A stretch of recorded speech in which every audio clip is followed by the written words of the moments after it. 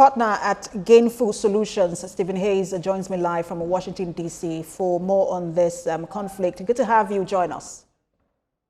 Good to be with you again. So a week into intensified hostilities, who has the upper hand? And is there now a shift in the balance of power in the Middle East? Well, there's always almost a constant shift in the Middle East. It's just the nature of the Middle East in many ways.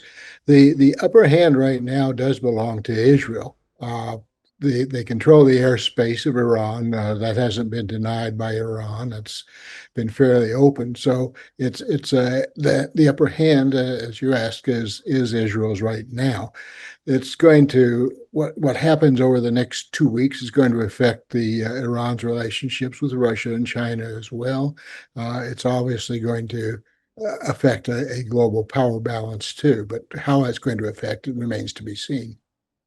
There is a meeting meant for today, which is supposed to take place in Geneva, amongst between the foreign secretaries or foreign ministers of UK, France, Germany, and then Iran. But just before his departure, Iran's foreign minister Rakchi said on state television that his country was not seeking or is not seeking negotiations with anyone, and that's as long as Israel continues the attacks. Was that just posturing, or does that underscore the diplomatic challenges ahead? Well, I think it's both.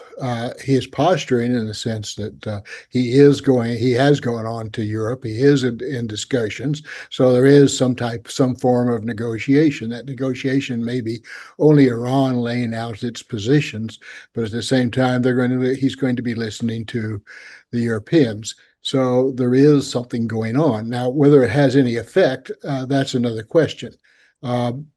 Because in fact he has said he's not going to be doing anything, so it's going to remains to be seen what happens. But the fact is that unless the U.S. weighs in one way or another, which isn't going to happen apparently for 2 weeks, those talks are not going to go very far. The major benefit will be a direct line from the Europeans to President Trump.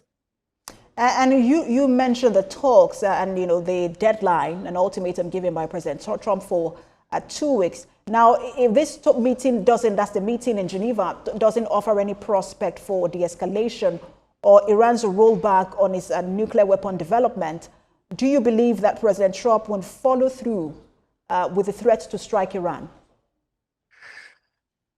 I'm not sure what to believe. I think that's his power, I suppose, that no one really knows what to believe when he speaks. He has given 2 weeks. I think that those 2 weeks are really to give Israel time to make advances, and I think he's going to weigh how far Israel has gone as to whether the U.S. needs to become involved from his point of view.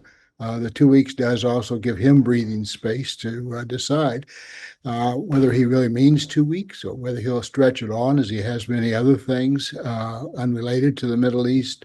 I think it's anybody's guess right now. I think the wild card is his discussions with President Putin and Xi in China. I think those two are going to have some influence on Trump's decision as well. So following the fall of Assad and Israel's bombing and decimation of Hezbollah in Lebanon, the narrative is that, look, Iran's axis of resistance has been weakened in the Middle East. And with this attack as well, people are saying, look, Iran is in a weakened position, but is Iran really out of options? Well, Iran's not out of options. You always have options regardless of the state of affairs that you may find yourself in. I think they still have an alliance with Russia. Russia doesn't want to collapse the Iranian regime. It has an alliance with China. I think the danger there is that if Iran were to falter or lose power, then Russia and China becomes embarrassed as well. Their influence is diminished. So I think that the options are still varied. Iran still has missiles that it can fire to Israel or other targets. And so the options are still very much out there until there's some decisive action, and there may not be. In most wars these days, there's not any really decisive action because things tend to go on and on forever. And just because you mentioned Russia and China, we see that Russia specifically has been more vocal in its attacks against Israel on this war and its support for Iran.